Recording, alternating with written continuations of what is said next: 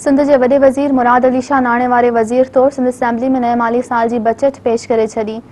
सिंध हुकूमत के 25 अरब खसारे वारी 14 खरब 77 अरब रुपयनि खां वधीक जी बजट पेश कई वई आहे। पेश कयल बजट मुताबिक़ सरकारी मुलाज़िमनि जी पघारनि में 20% वाध कई वई आहे, जॾहिं त घटि में घटि पघार 25,000 रुपया करण ऐं बजट में को बि नओं टैक्स न लॻाइण जो ऐलान कयो वियो आहे।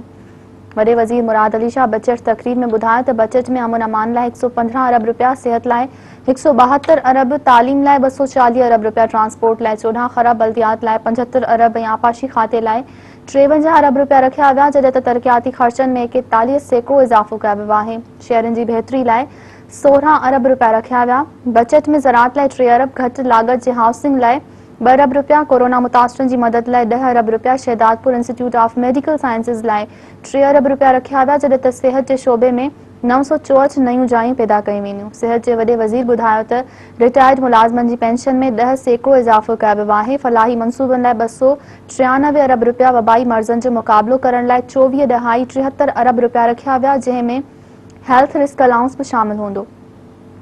सैयद मुराद अली शाह ॿुधायो त सोलर एनर्जी ते 250 ट्यूबवेल ठाहिण जो फ़ैसिलो कयो वियो आहे। शहीद बेनज़ीर ट्रामा सेंटर कराची लाइ 2 अरब रुपया रखिया विया। तालीम लाइ बजट में 14.2% वाध कई वई। ग्रेड 1 खां 5 ताईं जे सरकारी मुलाज़िमनि जी पघार 25,000 रुपया माहवार मुक़रर कई वई आहे। वज़ीर आला सिंध चयो त ईंदड़ माली साल में सूबाई एडीपी लाइ 222.5 अरब रुपया रखियो वियो। सूबाई एडीपी में 43% इज़ाफ़ो कयो।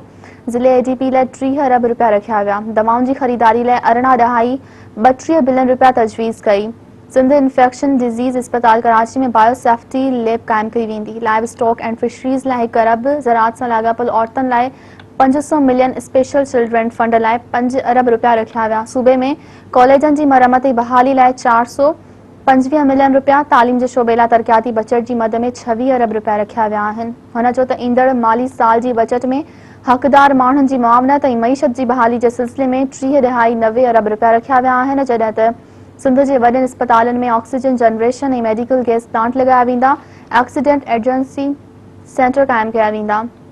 पीपीएच आहे 26% इज़ाफ़े सां 8.2 अरब रुपया रखिया विया। इंडस अस्पताल लाइ सालियानी ग्रांट 2.5 अरब ऐं अस्पताल जी वाध लाइ 2 अरब रुपया रखिया विया। बजट में SIUT खे मिलंदड़ ग्रांट में 27% इज़ाफ़ो कयो वियो।